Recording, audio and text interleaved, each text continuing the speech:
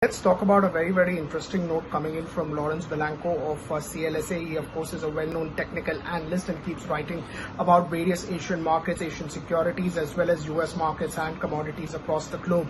So when we talk about Friday's session, it was a very interesting session as far as the US markets is concerned. Markets 2-3 days have been continuously going down, and then you saw the markets actually ending quite high on a significantly higher note, and that's probably prompted this particular note. Now, when we talk about the note, it starts by saying that probably intraday low volatility has now been arrested, and that means that 50-day moving average, or 50 MA as it's called, it is something which essentially will be now the next support. It also talks about a consolidation phase. The earlier part that they said that the US yields have gone up quite substantially, which means that equities across the globe can underperform. So that is something which they continues to maintain by 5 to 6%. But they said that now it's tactically looking in positive, the way markets are, the way markets have responded, and that is one of the key things that they have highlighted in this report. They also go across in details in S&P 500 and say that it was a very volatile session. Of course, markets were reacting last week as far as bond yields are concerned and how they are moving in.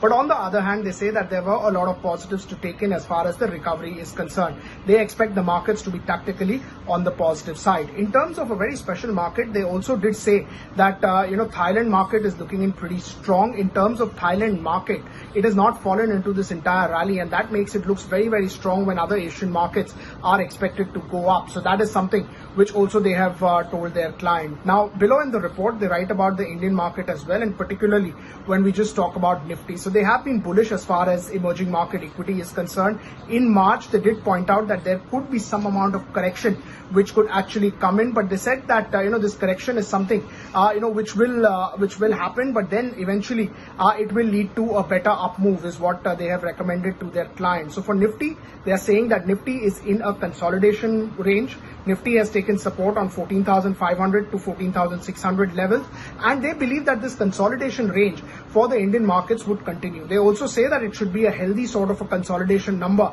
if it actually continues for a while from now. But they do continue to believe that it's a market which will continue to do well. It's a market which will continue to see breakout, and their eventual targets are 16,500 to 16,600. That is their eventual target as far as Nifty goes.